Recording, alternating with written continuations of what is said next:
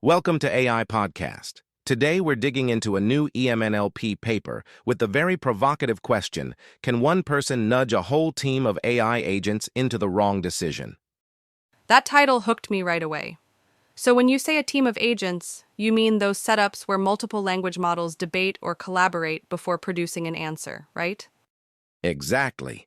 Think of it like a panel of experts who each write a short memo, argue a bit, and then vote.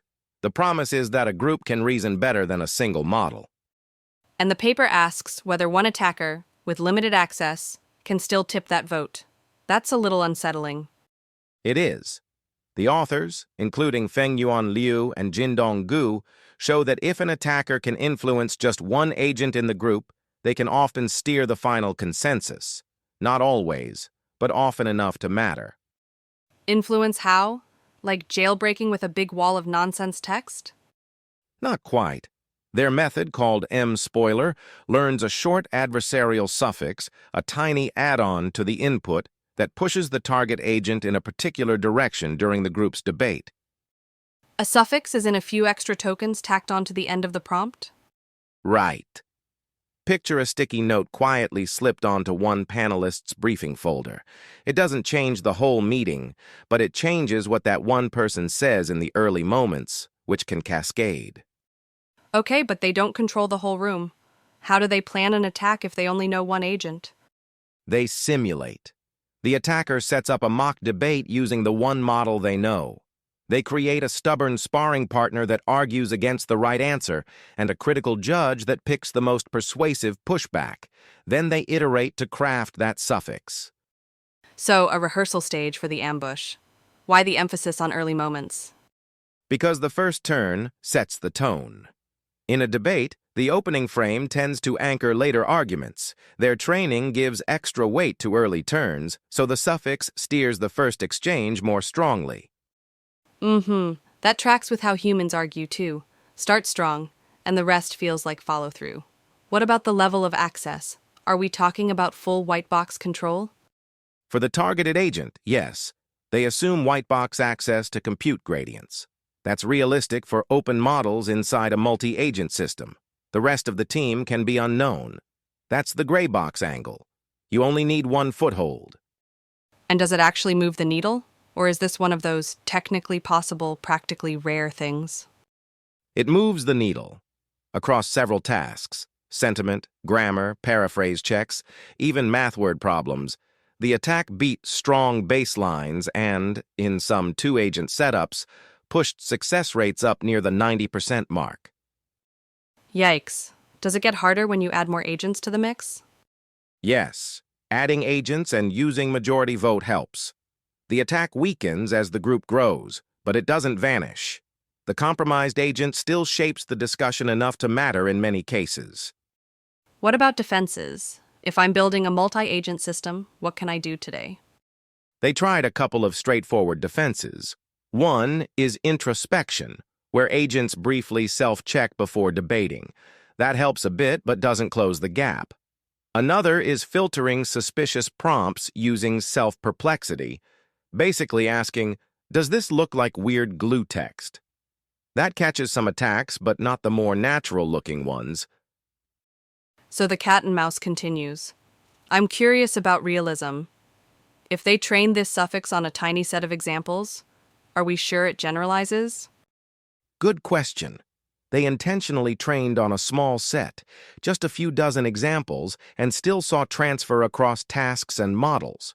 That's impressive, but it cuts both ways. On one hand, it suggests the vulnerability is broad. On the other, it raises normal concerns about robustness. Will the effect hold in the wildest, messiest prompts? And who decided who won the debate? A human judge or another model? Mostly a strong model used as a judge, with some spot checks.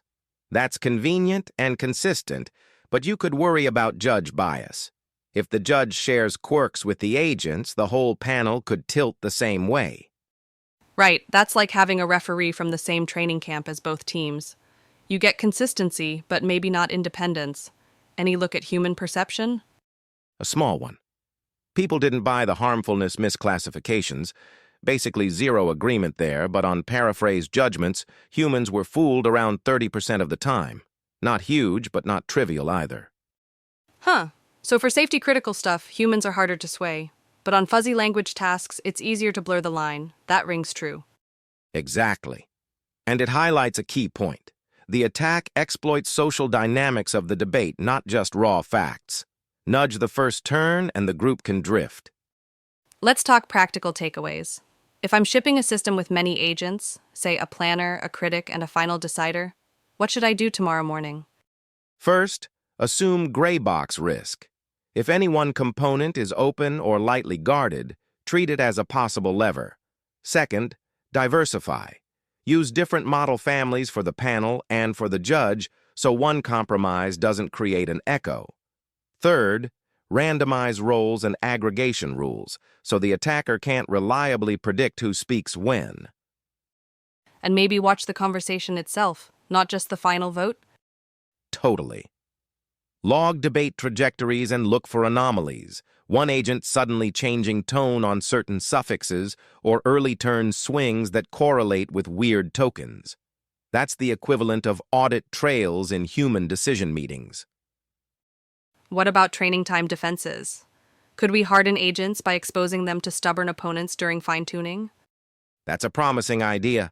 Adversarial training with simulated debates could reduce the effect of those adversarial suffixes or at least teach agents to discount oddly primed openings. You mentioned access earlier. If I'm using only closed APIs, does this go away? It gets harder because you can't compute gradients directly, but not impossible.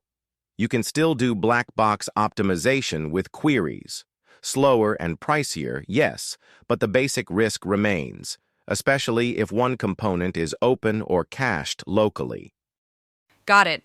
Any caveats we should underline before people panic? A few. The strongest results lean on that white box access to one agent. The training set is small, which is both a strength and a question mark. And large, diverse panels with smart defenses do help. So this isn't the sky falling. It's a clear crack in the ceiling we should patch. I like that image. A crack you can see if you shine a flashlight at the right angle. Before we wrap, who should read this paper? Builders of multi-agent systems, definitely. Also, folks designing evaluation harnesses. If your benchmark lets a single agent prime the room, your scores might look great until someone adds a four-word suffix and flips the outcome. That's a spicy warning. Okay, quick takeaway for listeners? Multi-agent doesn't automatically mean safer or more robust. If an attacker can whisper to just one voice at the table, they can sometimes swing the vote. Defend early turns, diversify judges, and watch the debate, not just the decision. Perfect. And credit where it's due, the authors push the conversation forward by formalizing a realistic threat model and showing it matters in practice. Well said. That's it for today on AI Podcast. If this sparked ideas for defenses or experiments, let us know what you try. Thanks for listening. Stay curious, stay careful, and we'll catch you next time.